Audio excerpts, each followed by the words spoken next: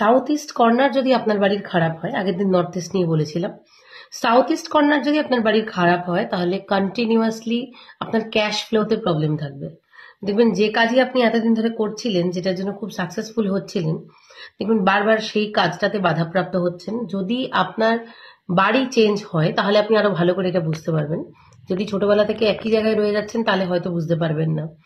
এই সমস্ত কারণে নেম কারেকশন বলুন বা বাস্তু সমস্যার কারণে লাইফে কতটা পার্থক্য চলে আসে, কতটা সমস্যা হয় বা ভালো হয়ে যায় লাইফ, সেটা মেয়েরা বেশি বুঝতে পারে, কারণ মেয়েদের জীবনে নর্মালি বাড়ি চেঞ্জ হতে থাকে। সেই কারণে মানে বিয়ের আগের বাড়ি, বিয়ের পরের বাড়িতে মেয়েদের লাইফে যে অনেক চেঞ্জ হয়, সে কারণে তারা এটা বেশি ভালো বুঝতে পারে।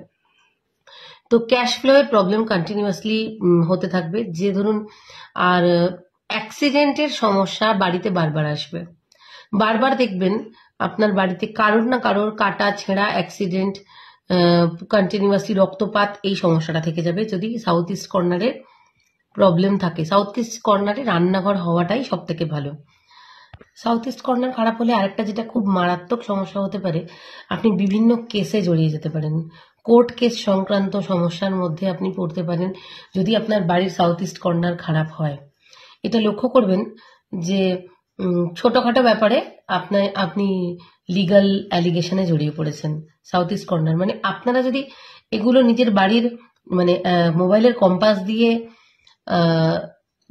দেখেন যে আপনার বাড়ির সাউথ ইস্ট কর্নারে রান্নাঘর ব্যতীত অন্য কিছু আছে, বিশেষ করে বাথরুম আছে, তখন আপনি নিজেই আপনার লাইফের প্রবলেমগুলো বুঝতে পারবেন। সেটা আমাদের মতো মানুষের ভিডিও দেখলে আপনি আরো বেশি করে মানে রেজোনেট করতে পারবেন যে কথাটা আপনার জীবনের সাথে কতটা ফলপ্রসূ। সাউথ ইস্ট কর্নারে যদি আপনার বেডরুম থাকে তাহলে মানে সাউথ ইস্ট কর্নারের দিকে যদি আপনি মাথা করে ঘুমাচ্ছেন, আপনি দেখবেন আপনার ব্লাড প্রেশারের সমস্যা থাকবে, আপনার চট করে মাথা গরম হয়ে যাবে এবং খুব তাড়াতাড়ি আপনি নিজের ইমোশনাল ব্যালেন্স হারিয়ে ফেলবেন। এটাও কিন্তু প্রচুর ক্ষেত্রে দেখা গেছে।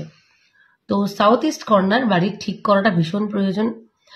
মোস্ট অফ দ্য জিনিসের ক্ষেত্রে সাউথ ইস্ট কর্নারে রান্নাঘর থাকাটাই বেটার। কিন্তু সবসময় এরকম ভাবে তো বাস্তু মেনে মেনে আমাদের পক্ষে বাড়িঘর যাদের পুরনো হয়ে গেছে তারা কি নতুন এখন ঘর বাড়ি ভেঙে ফেলবে?